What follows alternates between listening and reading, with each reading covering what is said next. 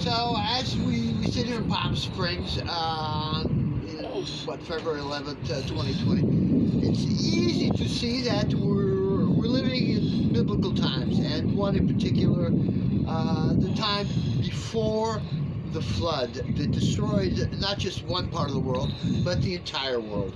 And it comes at a time when the earth is and was, as it's written, entirely corrupt and filled with violence. And that's the world that we're living in today.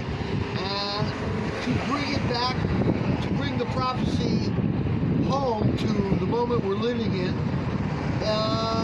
it comes in the 11th generation from Adam, the time of the biblical flood.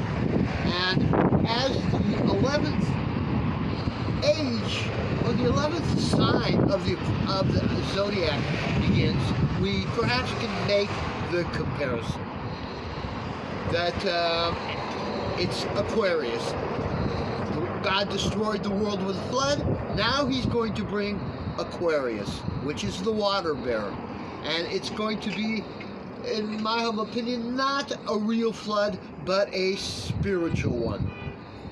And we're in a position here to do something about it. Once you see that that's the way it is, you saw Noah and his family were saved by building an ark. If you recall, Don, the symbol I showed you for the house of Judas, you can perhaps see it as an ark. You stand back and look at it. So, who's going to survive this flood, this world-destroying flood that appears to be coming, or is even happening as we speak? I believe it's up to me, it's up to you, and everyone as an individual. But as individuals, we can do nothing. As an organized group, we have a chance. For me, I don't know if I'm speaking too long or what. I bring it back to the project, the house of Judas. It's the only, everything else is off the mark. This is on the money, spiritually speaking. It's also hated by virtually everyone who comes in contact with it. And that's the way it has to be. We're dealing with a scapegoat for 2,000 years. Who else has the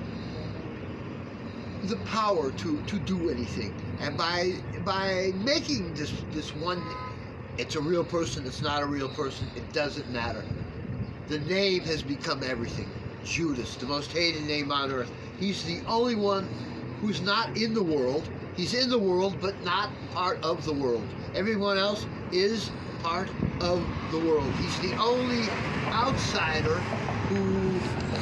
biblical outsider with the biblical clout, the biblical cachet, as we say, who has been invested, who has been invented for this very purpose, to hold up to the world and say, this is the person who acted correctly in the story 2,000 years ago, and you're following the people who are complete hypocrites and who have directed all their toxic energy upon this one figure. When you learn to love this great outcast, it's easier also to appreciate the other outcasts on earth, who he represents.